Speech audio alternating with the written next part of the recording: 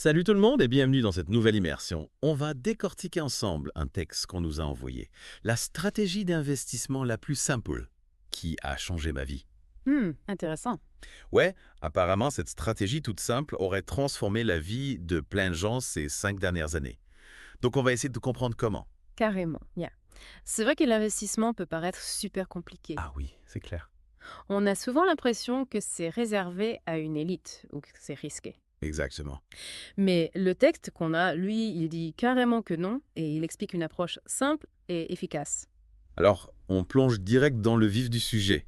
Le texte commence fort, en affirmant que le marché boursier n'est pas une arnaque. Pourquoi cette affirmation selon l'auteur? En fait, l'auteur, il comprend que beaucoup de gens voient la bourse comme une arnaque. Ouais. Ils ont l'impression qu'il y a trop d'infos cachées. Trop de manipulation. Exactement. Mais il dit que si on joue le jeu, si on prend ses responsabilités, on peut réussir. C'est un peu comme au foot. Si tu connais les règles et que t'entraînes dur, t'as tes chances de marquer. Ouais, c'est clair. Et juste après, l'auteur enchaîne avec l'état d'esprit avant tout. Il dit même que 90% du succès en investissement, c'est de la maîtrise de soi. Pff, que non. Yeah, Non. yeah. 90%, ça paraît fou, hein? Mhm. Mais en fait, ça veut dire que même si t'es un pro de l'analyse technique, si t'es pas capable de gérer tes émotions, t'es foutu. Ah ouais. Ouais, Alors, imagine, la bourse chute, tout le monde panique, et toi tu vends tout parce que t'as peur de tout perdre. alors qu'il fallait peut-être rester investir. Exactement. C'est ça le piège. Faut savoir garder la tête froide. C'est comme un capitaine de navire pendant une tempête. Exactement. Il faut rester calme pour prendre les bonnes décisions. Et du coup, ça nous amène au point suivant, qui est un peu étonnant. L'investissement doit être ennuyeux. Pourquoi parler d'ennui quand on parle d'argent? C'est vrai que ça peut paraître bizarre. L'idée, c'est de casser le mythe de l'investisseur, qui fait fortune du jour au lendemain. En réalité, une bonne stratégie, c'est plutôt de la patience et de la régularité. Donc, pas de coup de poker. Non, plutôt miser sur des valeurs sûres et les garder longtemps. C'est l'idée de planter un arbre et de l'arroser patiemment pour qu'il grandisse. Exactement. Pas besoin de le secouer tous les jours. Ouais, super image. Après, l'auteur aborde un concept important. Comprendre la valeur intrinsèque. Il explique ça comment. Il dit qu'il faut voir une action comme une part d'une entreprise, pas juste un truc qui monte ou qui descend. Du coup, il faut comprendre comment l'entreprise gagne de l'argent. Quel est son potentiel? C'est un peu comme acheter une maison. Oui, tu ne regardes pas juste la façade. Tu vérifies l'état du toit des fondations. Exactement. Et ça rejoint le point suivant. Connaître le produit. Pourquoi c'est important? L'auteur, il conseille même d'utiliser les produits de l'entreprise avant d'investir. Ah ouais. Ouais, comme ça, tu vois, si c'est vraiment un bon produit, si ça répond à un besoin, si tu investis dans une boîte qui fait des smartphones mais que tu n'as jamais utilisé de smartphone, ça m'a un peu risqué. Ouais, c'est logique.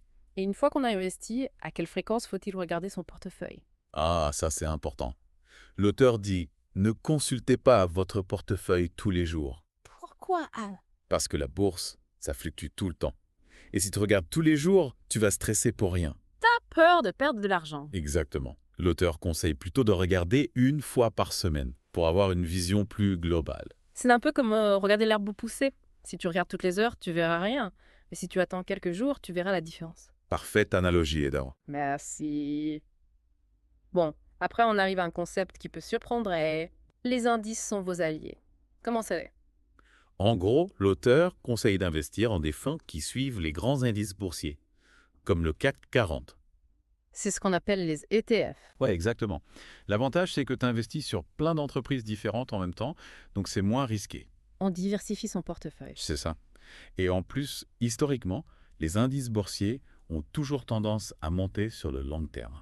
Donc c'est une bonne base pour un portefeuille. Oui, l'auteur suggère de commencer par là, et ensuite on peut ajouter quelques actions individuelles si on veut. D'accord? Et ensuite on aborde un sujet un peu délicat. La volatilité est une opportunité. C'est-à-dire, Quand la bourse baisse, beaucoup de gens paniquent et vendent. Mais l'auteur, lui, il voit ça comme une occasion d'acheter des actions moins chères. un peu comme des soldes. Exactement. Si tu as confiance dans une entreprise et que son action baisse à cause d'un événement passager, c'est le moment d'en acheter plus. Mais comment savoir si la baisse est passagère ou si c'est plus grave? Ah, là, ça nous ramène au point précédent. Il faut comprendre l'entreprise. Il faut savoir analyser ses résultats, son marché, ses concurrents. Donc, une baisse de prix, ça peut être une opportunité, mais ça peut aussi être un signal d'alarme. Tout à fait. Et pour éviter de prendre des décisions hâtives, l'auteur nous conseille de nous créer une constitution d'investissement. Une constitution, c'est original. En gros, c'est un ensemble de règles qu'on écrit noir sur blanc pour guider nos décisions. Un peu comme un code de conduite. Exactement. Par exemple, tu peux définir combien tu veux investir chaque mois, dans quel type d'entreprise, quel niveau de risque tu acceptes. D'accord. Et le point suivant, c'est ne cherchez pas à prévoir le marché. Ça veut dire quoi? L'auteur, il pense que c'est impossible de prédire avec certitude quand la bourse va monter ou baisser. Donc, essayer de deviner le bon moment pour acheter ou vendre, c'est une perte de temps. Voilà. Mieux vaut se concentrer sur des entreprises solides et investir sur le long terme. Plutôt que de jouer au devin. Exactement. Et d'ailleurs, le point suivant nous dit d'analyser la concurrence. Pourquoi c'est important?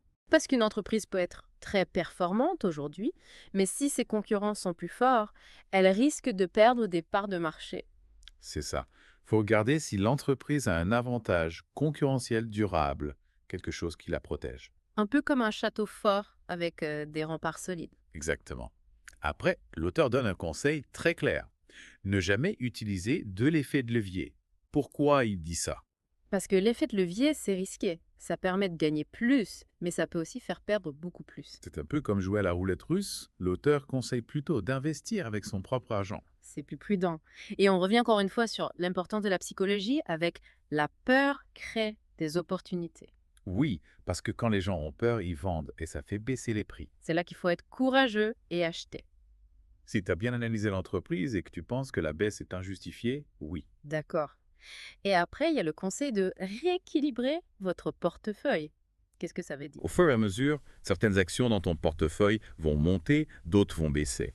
Le rééquilibrage, c'est de vendre un peu de ce qui a monté et d'acheter un peu de ce qui a baissé. Pour garder un certain équilibre. Exactement. Comme ça, tu prends moins de risques et tu profites des fluctuations du marché. Intéressant. Après, l'auteur parle d'un concept que je trouve super important. Une entreprise sans motte est un risque. C'est quoi motte? C'est un terme anglais qui veut dire douve. Imagine un château fort avec des douves tout autour. Mais je vois. Le motte d'une entreprise, c'est ce qui la protège de ses concurrents. Ça peut être sa marque, ses brevets, son réseau de distribution. Si l'entreprise n'a pas de motte, elle est plus fragile. Exactement. C'est plus risqué d'investir dans ce genre d'entreprise. Oui, je comprends. Et l'auteur nous rappelle ensuite que la patience est votre meilleur atout. Ouais, c'est peut-être le conseil le plus important. Il faut du temps pour que les investissements fructifient. La bourse, c'est pas un sprint, c'est un marathon. Exactement. Et juste après, on a le conseil d'utiliser le dollar cost averaging. Tu peux nous expliquer ça, Ferme? En gros, c'est d'investir la même somme régulièrement, quel que soit le prix de l'action. Ah ouais. Et ça sert à quoi? Ça permet de lisser le prix d'achat moyen. Parfois, tu achèteras plus cher, parfois moins cher, mais au final, ça équilibre. Intéressant.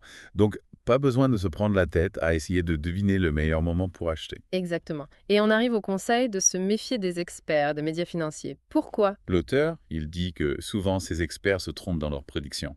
Ah, bon. Mieux vaut se faire sa propre opinion, analyser les choses soi-même. Plutôt que de suivre aveuglément les gourous de la finance. C'est ça. Et pour finir, l'auteur nous rappelle que les marchés baissiers sont normaux. Ah oui, c'est important de le rappeler. Ouais. Les crises, ça arrive, ça fait partie du cycle économique. Faut pas paniquer et vendre tout dès que ça baisse. Exactement. Si tu as une vision à long terme, les crises peuvent même être des opportunités d'achat. Donc, pour résumer, cette stratégie simple, elle repose sur quelques principes clés. La maîtrise de soi, la patience, la compréhension des entreprises, la diversification et la capacité à profiter des opportunités. Tout à fait. Et l'auteur affirme que ça a permis à sa communauté de faire des gains exceptionnels. Alors, prêt à faire de l'investissement, ton arme secrète pour transformer tes finances. Réfléchis bien à tes objectifs et à ta tolérance au risque. Et n'oublie pas, il existe plein de ressources pour t'aider à te lancer. On espère que cette immersion t'aura donné des pistes pour construire ta propre stratégie d'investissement. À bientôt pour un nouveau Deep Dive